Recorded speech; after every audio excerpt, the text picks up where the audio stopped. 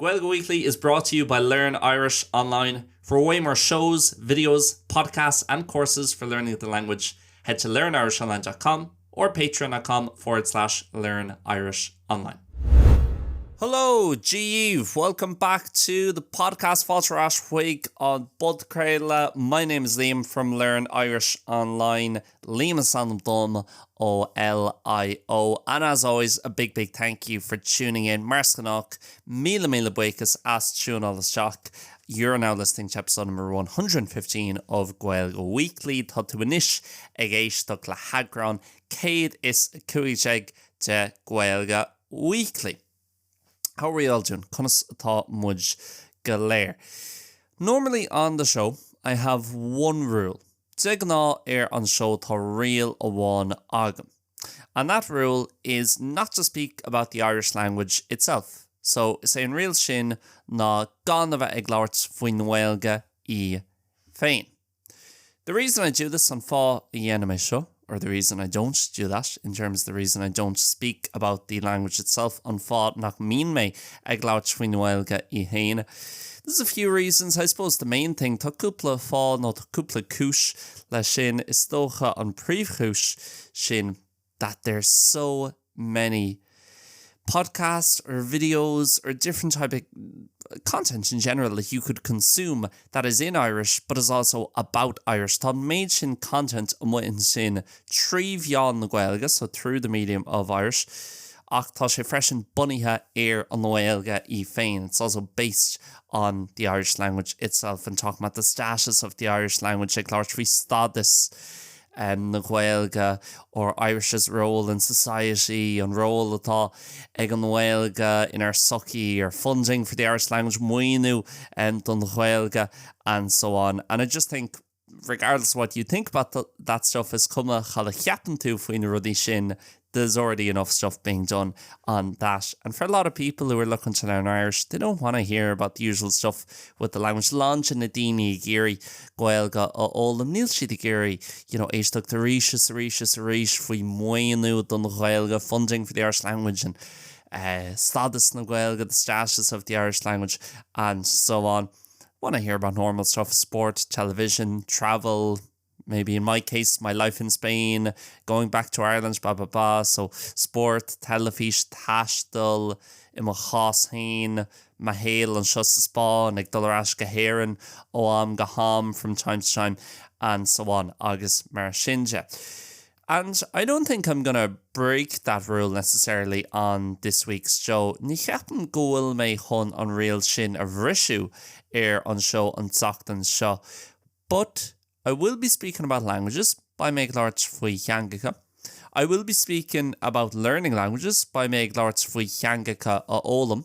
And I will be speaking about the concept of fluency by Meg Lorts Fuin Gunchap Jet Leafucht and what it means to be fluent in a language. Cada chilin sé honave lífa in kind of air quotes because I don't really agree with the concept. Ní mé really chuin sin no ní ghlacham is tócha leis an guncheap seo. I don't kind of accept this concept, the idea of fluency. It's just a little warning, I guess, at the start of the show.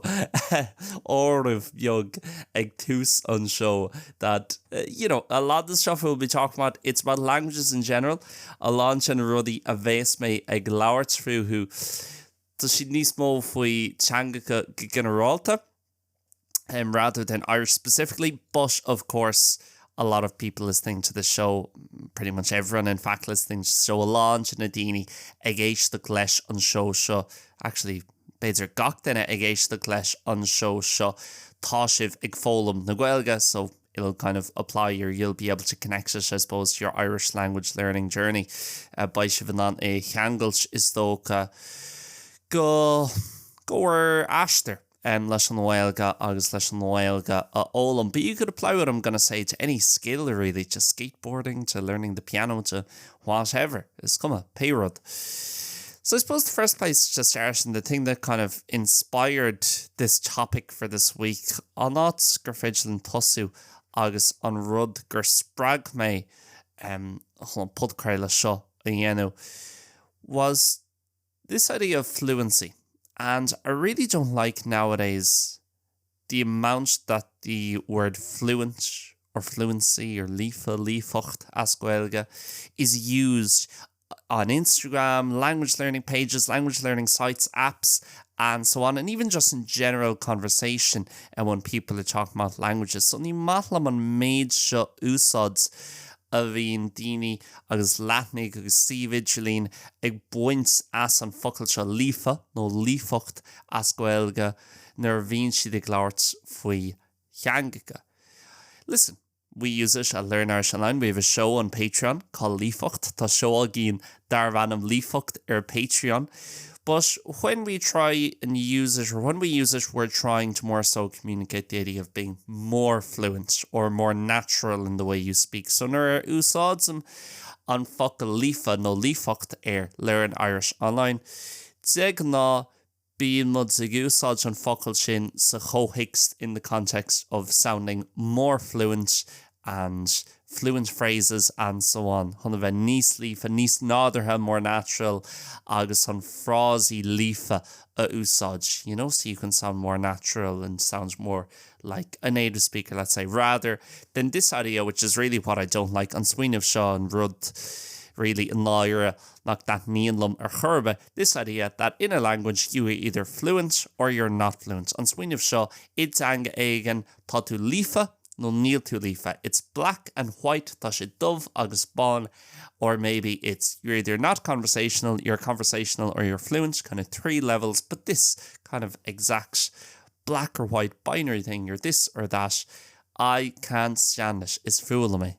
Níl mé an a cheasamh churbe. I can't stand it at all.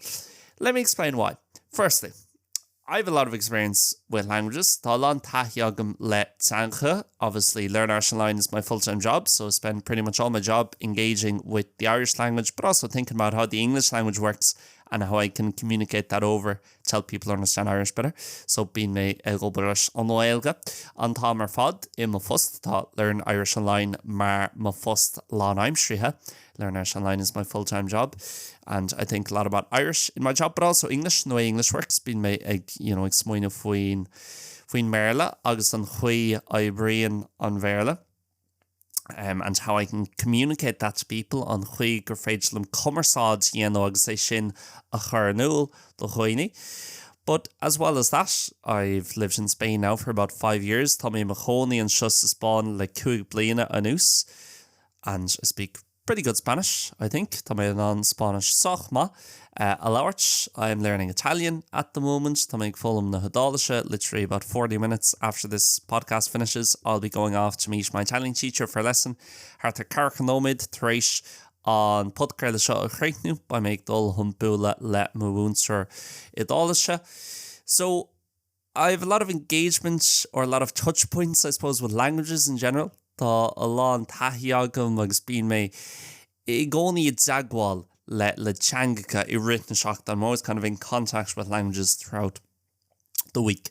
In all that time and all the conversations I've had with different people learning languages, teaching languages, or my own experience learning languages and teaching languages. So an méid sin córáte a bhí agam go dtí seo ag fólam teangacha, ag múna teangacha, le daoine eile lumhéin. I've never heard anyone been able to give me a good definition of what it means to be fluent in a language. Níor thuail mé riamh aon definition cad a chilíonn sé chun a bheith líofa. When I say líofa like that, not great for radio or podcast, but I'm doing the air quotes with my hands here in the office in Seville. On the show Signific is Seville. I've never been able to hear, what does it actually mean to be fluent? Even if you take a few examples pretty quickly,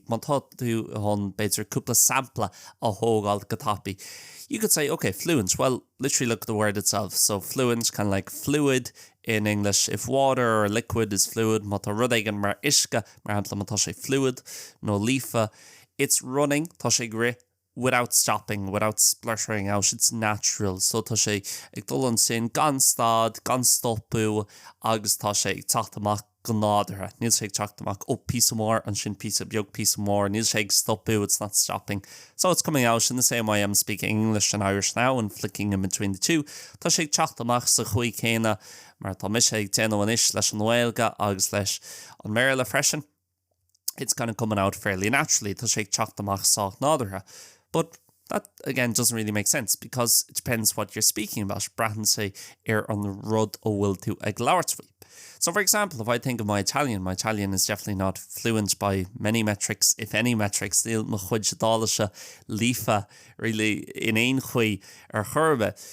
But you could say, well, if I was using just the present tense, if I was having a conversation with someone in the present tense, dá mé chora agam, san aimsir láthach agam, san Dális, and I was speaking about general stuff that I have a lot of practice speaking about, maybe what I do day to day in my job, na rudí a bhíon méid déanú ó lá in my fust, or speaking about my plans for this week, ag labhairt faoi my fleananna don teachtain seo.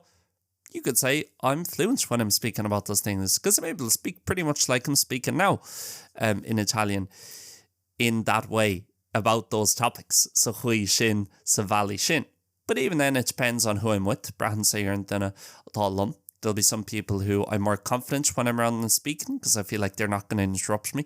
Tá daoine agus tá níos mó muoine agam nuair atá mé ag labhairt sló, mar tá agam nach bhfuil siad chun chur seacharm, and I'm going to have time to speak, or I'm not as nervous. Níl mé cóimhnear ríseach, and so therefore I'm able to speak a bit better and a bit more naturally. But again, that's just one kind of topic or one idea. But if you ask me something maybe in the conditional in Italian, dá mé fá chun ceistechar sa mó chanílach san Dális about a topic I'm not too sure about, or I haven't got that much experience speaking about, topic nach bhfuil mór an taithag ag labhairt faoi, well then I'm not going to be fluent. Even in English, my best language, fiú I méarla, má cheanga is fearr. There's loads of topics that I wouldn't be fluent about, or loads of situations, not even topics. A lot just cásanna, níl ag labhairt faoi fiú topicí a cásanna nach méich mé rohanínach agus nach méich mé in an labhairt go líofa. If I was nervous, if there were people around who I didn't know that much, even I trip over my words a good bit in English sometimes. You've been buganín trína chéile le mo chuid ocail I méarla orintha in general, even in terms of the grammar side of it. So what does it actually mean to be fluent? Because again, take the Italian example, one topic or one conversation, one person I could feel good, but not another one. Also, fluent is always about speaking. Nuair dearnmuds lífa no fluent, tá muid ag labhairt faoi a bheith ag labhairt. But speaking is only one part of the main four parts of any language. Tá, labhairts agus labhairts na Gaeilge, no labhairts na Dáilise, or whatever language, no péiteanga atá ann. Tá sé sin mar chuid amháin as chur chuid de cheanga éigen. So it's only one part of kind of the four parts. So ag labhairt, ag scríb, ag éisteacht, agus ag léamh. So again, I could be fluent in air quotes, is féidirlam a bheith lífa mar a dearfá. I'm speaking, but if I go to Naples and I'm speaking my Italian and then someone says something to me and I can't understand agus Jaron duine éigen lom roill éigen agus níl mé an lá a hiiscint, well then sure, what good is it being fluent? Like niente ein mahas stumsa a bheith lífa san Dális if I can't understand and know what they're asking me. Mono bhfuil agam céanáis cheist a bhfuil siad a chur orm agus, cad é an freagart beceartm chuirtarastómh. And then you add in the variety from day to day in terms of how well you might perform or how well you might speak. An sin caithfidh tú díriú isteach an éagsúlacht ó lá go lá agus céchomh maith agus atá tú chun labhairts. It's like playing golf. Tá sé agsúil like golf immer. You might go to the course one day and shoot a brilliant round. You feel like Rory McIlroy, you can't miss. You're fantastic láháin is féidir le dulgtí an course of golf agus bauta iontach, bauta duchreid, bauta gensco a immert agus má híonn tú cosúil le Rory McIlroy. And then you go the next day and you can't hit a single ball in a straight line. Ní féidir leat an níród a bhúla I lína dír. It's all over the place. And it's like Mo Salah in the Premier League, even the best in the world at, let's say, a sport. It's just an easy example to give, just sample ace going torch. So that's why I'm focusing on sport for a second on Marielle Shin. Tommy Gira was shock sport for a second. Even Mo Salah or whoever, the best footballers or David Clifford, the best GAB players in the world, they'll have off days and days where they're just not as good.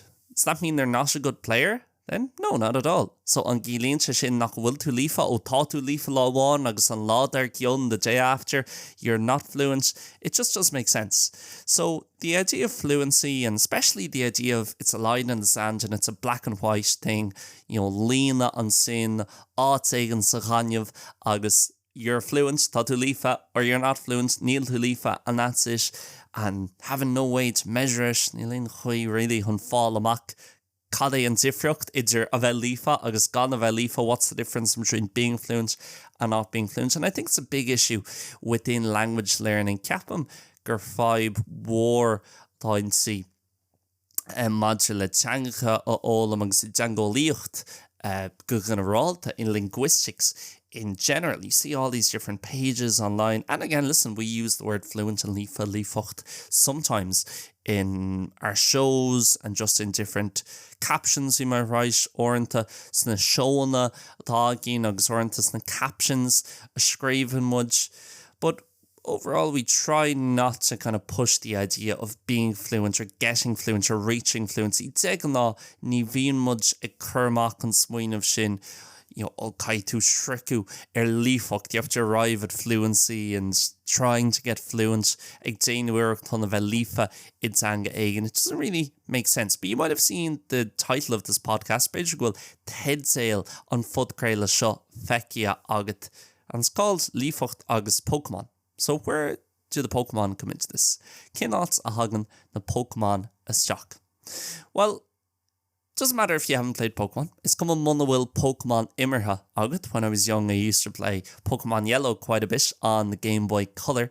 Nervi Misha Imogia, or let's change that phrase. When I was younger, I'd like to think I'm still young at 25. Bralam Chiapu Gul Miss Fos Sachog Eg Fehikuig Blina Dish. So when I was younger, Nervi Mate Nisogia, I used to play Pokemon Yellow quite a bit. We make it Pokemon Yellow, Gominic. And, most people listening, I guess, will have played some video game at some point in their life. And chuid smó de roioine ag éisteach de stocha bhfuil físclathe éigen immertha agah ag pointe éigen I were sale. So it doesn't really matter. I'm sure you can kind of relate this back to some other game or some other thing you've done. Tanta bhfuil é sin a cheangailt le rud éigen eile atá immertha agat nó rud éigen eile atá déanta agat I the hail. But the way Pokemon works, you catch your Pokemon, let's say you get your Pikachu or whatever at the start of the game. Mine to Pikachu, mar hampla ag tús an chluiche. And he's on level 1. Okay, so tá sé level iver hain. Not that strong, can't do many things, but you can still use him. So ní sé róláidir, agus ní féidir leat mór an rudaí a dhéanú leis ach, fós tá tú an a úsáid. And then you train him a small bit and quickly goes to level 2. Caiitú a chrainál beaganín agus gotapi change sé go level iver a dó. And then you train him bit more level 3, level 4, level 5.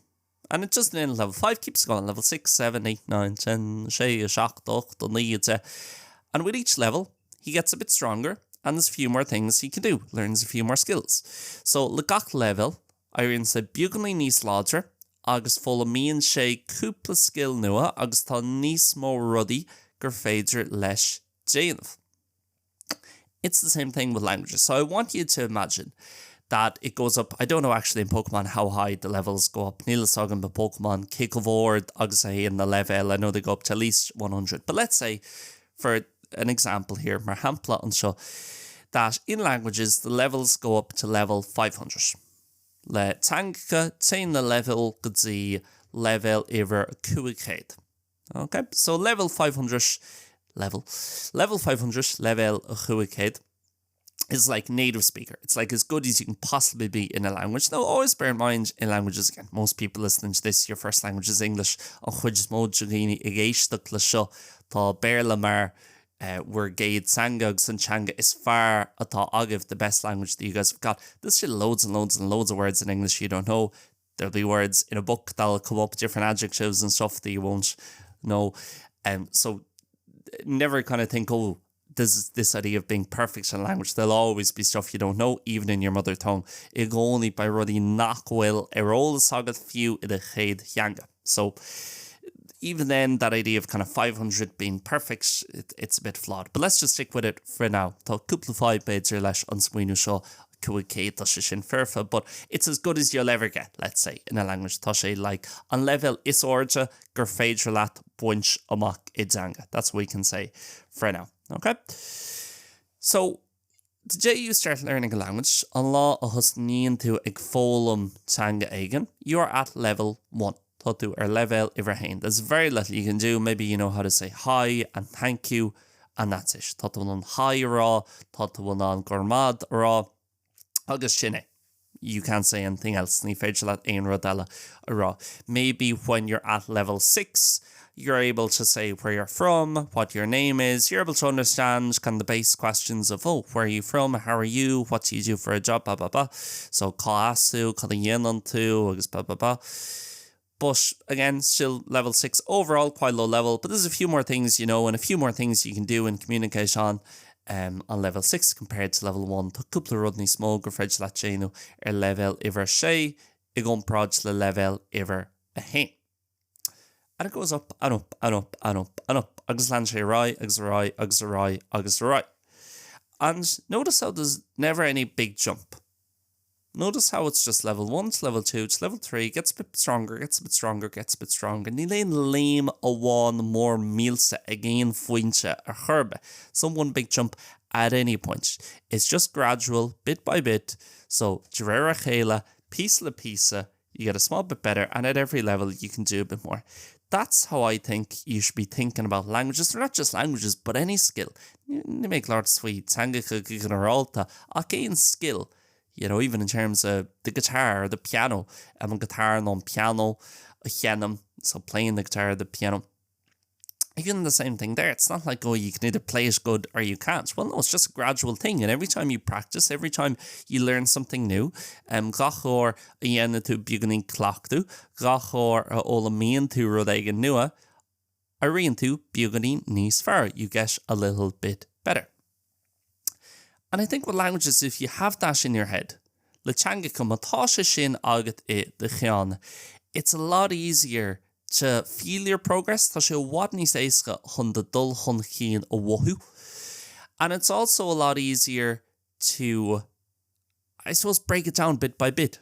Tá sé bhhad níos éasca is dócha chun é bhrisú síos píosa le píosa. You're not getting stuck with this idea of, oh, I'm not fluent and I need to work for another 2 years to be fluent.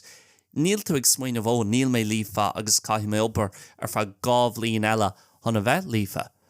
Instead, you're thinking, okay, if I listen to this episode of Gaeilge Weekly and then do a small bit of grammar work and practice speaking for 20 minutes, maisht dom leis an agran sá de Gaeilge Weekly, agus an sin déanam beagalíonn ibre an gramadach na Gaeilge, agus an sin laríam fa fehanómid, I speak for 20 minutes, then I'll go from level 66 to level 67.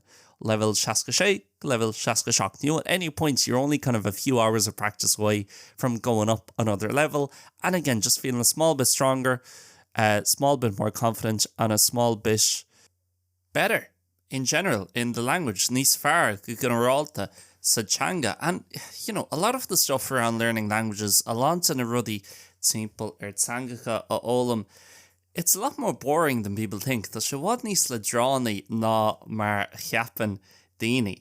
You know, you see all these different videos and all these different podcasts, especially with social media now. You know, feictar an méid sin físeánaí agus an méid sin podcréaltaí na léithin seo, especially nowadays with social media, go háirithe na léithin seo leis na meán hóisialta.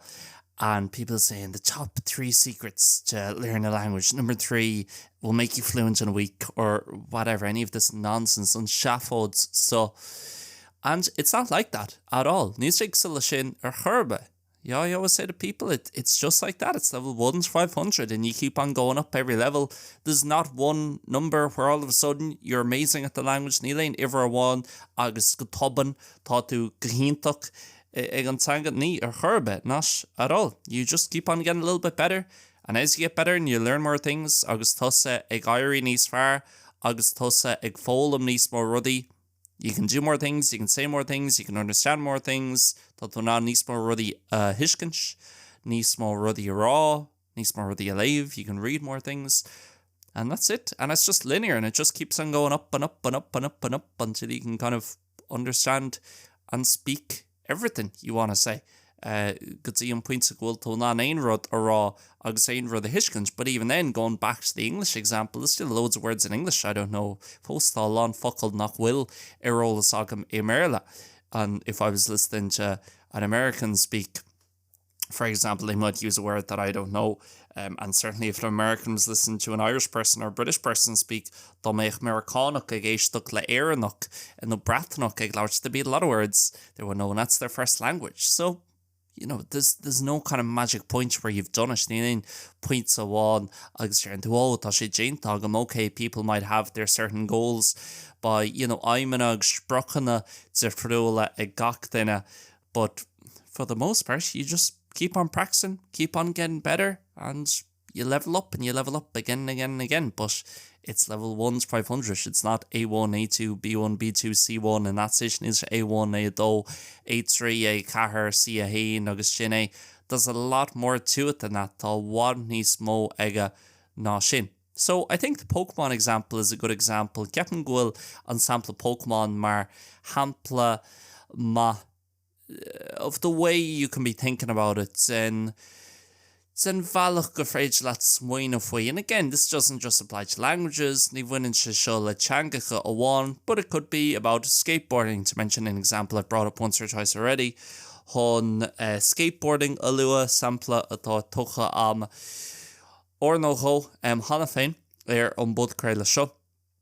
You know, with skateboarding, there's no magic point where you're good at skateboarding. You just get better, you learn more tricks, you become more confident on the board.